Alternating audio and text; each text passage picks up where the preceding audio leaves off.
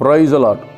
ஆண்டவரும் அருமை இரட்சகருமாகிய இயேசு கிறிஸ்துவின் நாமத்தில் நான் உங்களை வாழ்த்துகிறேன். மறுபடியுமாக கர்த்தருடைய பரிசுத்தமுள்ள சன்னிதானத்திலிருந்து கர்த்தருடைய பரிசுத்தமான வார்த்தைகள் மூலமாய் உங்களை சந்திப்பது மிகுந்த மகிழ்ச்சி. ஆண்டவருடைய பெரிதான கிருபையினால தொடர்ந்து நாம் சத்திய வசனங்களை ஆராய்ந்து அறியும்படி தேவன் நமக்கு கிருபை பாராட்டி வருகிறார்.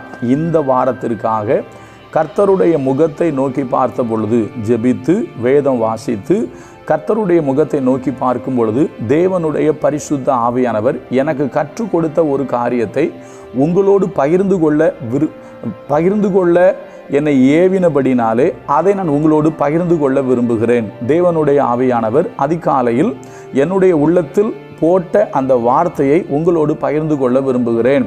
அப்போஸ்தலனாகிய பவுல் சொன்ன வார்த்தை என்னுடைய மனதை மிகவும் தொட்டது. அந்த வார்த்தையின் அடிப்படையில் நாம் தியானிக்க போகிறோம். நான் வாசிக்கிறேன் பாருங்கள் அந்த வசனத்தை. கலாத்தியர் 1வது அதிகாரத்தில் பவுல் தன்னை குறித்து ஒரு முக்கியமான வார்த்தையை சொல்லுகிறார். என்ன தெரியுமா? நான் வாசிக்கிறேன். கலாத்தியர் 14வது வசனம். கலாத்தியர் 1:14. என் ஜனத்தாரில் என் வயது உள்ள அநேகரை பார்க்கிலும் யூத மார்க்கத்தில் தேறினவன் ஆனேன். பவுல் சொல்றாரு, அவருடைய யூத மார்க்கத்தில், இன்னும் சொல்ல போனால் பரிசேய மார்க்கத்தில் தன்னுடைய வயது உள்ளவர்கள் எல்லாரை விட பவுல் யாராக இருந்தாராம் தெரியுமா? தேறினவராக இருந்தாராம். தொடர்ந்து படிக்கிறேன் பாருங்க. தொடர்ந்து சொல்றாரு, தேறினவனானேன், என் பிதாக்களுடைய பாரம்பரிய நியாயங்களுக்காக மிகவும் பக்தி வைராக்கியம் உள்ளவனாய் இருந்தேன் அப்படின்னு சொல்றாரு. அப்போ பவுல் சொல்ற செய்தி என்னன்னு கேட்டிங்கன்னா, பவுல் மூலமாக கர்த்தர் நமக்கு கற்றுக் கொடுக்கிற ஒரு காரியம், பவுல் யூத மார்க்கத்தில் தேறினவராய் இருந்தார். இன்றைக்கு நாம் கிறிஸ்தவ மார்க்கத்தில் இருக்கிறோம், கிறிஸ்துவுக்குள் இருக்கிறோம். நாம் எந்த அளவுக்கு தேறினவர்களாக இருக்கிறோம் அப்படிங்கிறத கொஞ்சம் நம்ம ஆராய்ச்சி பண்ணி பார்ப்போம். ஏன்னா இதே பவுல் இன்னொரு வார்த்தையை சொல்றாரு. நான் வாசிக்கிறேன். கொலோசு பட்டணத்தில் இருக்கிற திருச்சபைக்கு எழுதும்போது அவர் ஒரு வார்த்தையை சொல்லுகிறார். என்ன சொல்றாரு? வாசிக்கிறேன் பாருங்க. கொலோசையர் 1வது அதிகாரம் 28வது அதிகாரத்தை வாசிக்கிறேன். எந்த மனுஷனையும் கிறிஸ்து இயேசுவுக்குள் தேறினவனாக நிறுத்தும்படிக்கு. அப்போ எந்த மனுஷனையும் கிறிஸ்து இயேசுவுக்குள் தேறினவனாக நிறுத்த வேண்டும் என்று பவுல் பிரயாசப்படுறாரு. அந்த வார்த்தையை நான் மறுபடியும் படிக்கிறேன். எந்த மனுஷனையும் கிறிஸ்து இயேசுவுக்குள் தேறினவனாக நிறுத்தும்படிக்கு அவரையே நாங்கள் அறிவித்து எந்த மனுஷனுக்கும் புத்தி சொல்லி எந்த மனுஷனுக்கும் எல்லா ஞானத்தோடும் உபதேசம் பண்ணுகிறோம். அப்போ எந்த மனுஷனும் கிறிஸ்து இயேசுவுக்குள் தேறினவனாக வேண்டும், தேறினவனாக வாழ வேண்டும் என்பதுதான் பவுலுடைய ஊழியத்தினுடைய நோக்கம். இன்றைக்கு இருக்கிற எல்லா ஊழியத்தினுடைய நோக்கமும் அதுதான்.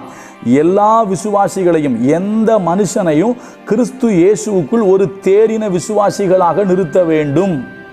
இப்போ தேவன் நமக்கு கற்றுக் கொடுக்கிற செய்தி என்னன்னா, வேதத்தில் ஆங்காங்கு தேறின மனிதர்கள் இருக்கிறார்கள், தேராத மனிதர்களும் இருக்கிறார்கள். சரிங்களா? தேறினவர்கள்னா யாரு? இப்போ நம்ம ஊர் பாஷையில் நான் சொல்லணும் அப்படின்னா நம்ம சொல்லுவோம், இப்போ ஸ்கூல் இப்போ முடிஞ்சு இப்போ அடுத்த வருஷம் வந்துருச்சு. சரிங்களா? இப்போ சொல்லுவாங்களா, 8வது வகுப்பு தேறியவர்கள் 9ஆம் வகுப்புக்கு போகிறாங்க. சரியா? 10ஆம் வகுப்பு தேறியவர்கள் 11ஆம் வகுப்புக்கு போகிறாங்க. தேறினவன் தான், அதாவது பாஸ் பண்ணவன் தான் அடுத்த லெவலுக்கு போக முடியும். இந்த உலகத்தில் நீங்கள் தேறின கிறிஸ்தவங்களாக இருந்தால் தான் நீங்கள் அந்த ராஜ்யத்தை, பரம ராஜ்யத்தை நீங்கள் அடைய முடியும். இங்கு நீங்கள் தேறலை அப்படின்னா ஒரு பிரயோஜனமும் இல்லை. இங்கு நீங்கள் தேறின கிறிஸ்தவர்களாக இருக்கணும், தேறின விசுவாசிகளாக இருக்கணும், தேறின ஊழியக்காரங்களாக இருக்கணும், ஆவிக்குரிய காரியங்களில் நீங்கள் தேர்னவங்களாக இருக்கணும். ஏன்னா பவுல் ரொம்ப திட்டமாக சொல்கிறாரு, எந்த மனுஷனையும் கிறிஸ்து இயேசுவுக்குள் தேறினவனாக நிறுத்தும்படிக்கு அவரையே நாங்கள் அறிவித்து எந்த மனுஷனுக்கும் புத்தி சொல்லி எந்த மனுஷனுக்கும் எல்லா ஞானத்தோடும் உபதேசம் பண்ணுகிறோம். அது மட்டுமா சொல்றாரு, அதற்காக நான் எனக்குள்ளே வல்லமையாய் கிரியை நடப்பிக்கிற அவருடைய பலத்தின்படி போராடி பிரயாசப்படுறேங்கிறாரு. அப்போ அப்போஸ்தலனாகிய பவுல் சொல்ற காரியம் என்ன? எந்த மனுஷனையும் கிறிஸ்து இயேசுவுக்குள் தேறினவனாக நிறுத்தும்படிக்கு நான் போராடி பிரயாசப்படுறேன் அப்படிங்கிறாரு. அப்போ ஒவ்வொரு மனுஷனும், ஒவ்வொரு விசுவாசியும் கர்த்தருக்குள் தேறினவர்களாக மாற வேண்டும். விசுவாசி மட்டும் தேர்னா போதுமா? இன்னைக்கு ஊழியக்காரங்களே தேர மாட்டேங்காங்களே. அவர் வசனம் படிக்கிறேன் பாருங்க. அப்போஸ்தலனாகிய பவுல் தன்னுடைய உடன் ஊழியனாகிய தீமோத்தேயுக்கு எழுதுறாரு. என்ன எழுதுறாரு தெரியுமா? 1 தீமோத்தேயு 4வது அதிகாரத்தில் 15ஆம் வசனத்தை வாசிக்கிறேன். 1 தீமோத்தேயு 4:15. நீ தேறுகிறது யாவருக்கும் விளங்கும்படி. எப்படி? நீ தேறுகிறது யாவருக்கும் விளங்கும்படி இவைகளையே சிந்தித்து கொண்டு இவைகளிலே நிலைத்திரு. அப்படி சொல்லிட்டு உன்னை குறித்தும் உபதேசத்தை குறித்தும் எச்சரிக்கையா இரு, இவைகளில் நிலை கொண்டு இரு. இப்படி செய்வாயானால் உன்னையும் உன் உபதேசத்தை கேட்பவர்களையும் ரட்சித்துக் கொள்வாய். அப்பதான் ஊழியக்காரன் தன்னையும் ரட்சித்துக் கொள்ள முடியும், தன்னுடைய திருச்சபை மக்களையும் ரட்சிப்புக்கு நேராக நடத்தி பரலோகத்துக்கு கூட்டிட்டு போக முடியும். அப்போ ஊழியக்காரன் தேர்னவனா இருக்கணும். ஊழியக்காரங்க கர்த்தருக்குள்ள தேறின ஊழியக்காரங்களா இருக்கணும். அப்போ என்னென்ன காரியங்களை நம்ம தேரணும், யார் தேர்னவன் அப்படிங்கிறத இந்த வாரம் பார்க்க போகிறோம். அதனால தான் இந்த வாரம் செய்திக்கு தலைப்பு தேறினவன். சரிங்களா? பவுல் தன்னுடைய மார்க்கத்தில் தன்னுடைய வயது உள்ளவங்களை விட இவர் மிஞ்சிருக்கார். இப்போ சில பேர் சொல்லுவாங்கள்ல, வயசுக்கு மிஞ்சின வளர்ச்சி, வயசுக்கு மிஞ்சின காரியங்களை கற்று வச்சிருக்காரு, வயசுக்கு மிஞ்சின வேகம், வயசுக்கு மிஞ்சின வளர்ச்சி. அப்போஸ்தலனாகிய பவுல் தன் வயது உள்ளவர்களை விட யூத மார்க்கத்தில் தேறினவனாயிருந்தார்.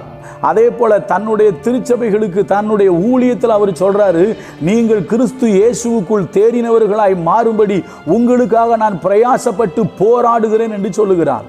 தன்னுடைய உடன் ஊழியனுக்கு அவர் சொல்லுகிறார், தீமோத்தேயுவே, நீ தேறுகிறது அனைவருக்கும் தெரிய வேண்டும். நீ தேர்ன ஊழியக்காரனா, நீ உன்னுடைய உபதேசத்தில், உன்னுடைய ஊழியத்தில், உன்னுடைய நடக்கையில், உன்னுடைய வாழ்க்கையில் நீ தேர்னவனா இருந்தீன்னா உன்னையும் ரட்சித்துக் கொள்ளுவாய், உன்னுடைய உபதேசத்தை கேட்பவர்களையும் ரட்சித்துக் கொள்ளுவாய். அப்போ கொஞ்சம் யோசிங்க, நீங்கள் கர்த்தருக்குள்ள தேர்ன விசுவாசிங்களா இல்லைன்னா தேராத தோல்வி அடைஞ்ச விசுவாசிகளா? நான் ஒரு சின்ன எக்ஸாம்பிள் சொல்லட்டுமா? தாவீதும் சவுலும். சவுல் தேரல, தாவீது தேறிட்டார். சரியா? அவர் இன்னும் சில விஷயங்களில் தேறி இருந்தார், நான் அதை பின்னால் சொல்கிறேன். இப்போ நீங்கள் தேர்ன ஆளாக இருக்க போகிறீங்களா, தேராத ஆட்களாக இருக்க போகிறீங்க? நீங்கள் தேர்னாதான் பரலோகத்துக்கு போக முடியும். இங்கே தேர்ச்சி பெறலைன்னா இந்த பூமியில் தேர்ச்சி பெற்றால் தான் பரலோகத்துக்கு போக முடியும். ஏன்னா தேர்ச்சி பெறுகிறவன் அடுத்த நிலைக்கு போகிறான். நீங்கள் ஆவிக்குரிய வாழ்க்கையில் நீங்கள் தேர்ச்சி பெறணும், தேரணும். நீங்கள் தேர்னாதான் அடுத்த நிலைக்கு நீங்கள் போக முடியும். இன்றைக்கு நிறைய பேருடைய வாழ்க்கை, ஆவிக்குரிய வாழ்க்கை ஒரு கட்டத்தை விட்டு தாண்டவே மாட்டேங்கி. சில பேருக்கு ஜெபம் பண்ணுறது கூட தெரிய மாட்டேங்கி. ஜெபம் பண்ணுறதுல கூட சில பேர் இன்னும் தேரலை. அப்படிலாம் சில ஆட்கள் இருக்குது. ஜெபம் பண்ண சொன்னால், நம்ம ஒரு குறிப்பு சொன்னால் அவங்க இந்தியாவுக்கும் இங்கிலாந்துக்கும் எங்கெல்லாமோ போயிட்டு வராங்க. அப்படிலாம் சில ஆட்கள் இருக்குது. ஐயா, நீங்கள் தேர்னவங்களாக மாறணும். என்னென்ன காரியங்களில் தேரணும், யார் யார் அந்த தேறின மனிதர்கள் என்பதை குறித்து வரப்போகிற நாட்களில் தியானிப்போம். கர்த்தர் அதற்கு நமக்கு உதவி செய்வார். கர்த்தர் நல்லவர், அவர் கிருபை நம்மில் என்றும் உள்ளது. God bless you.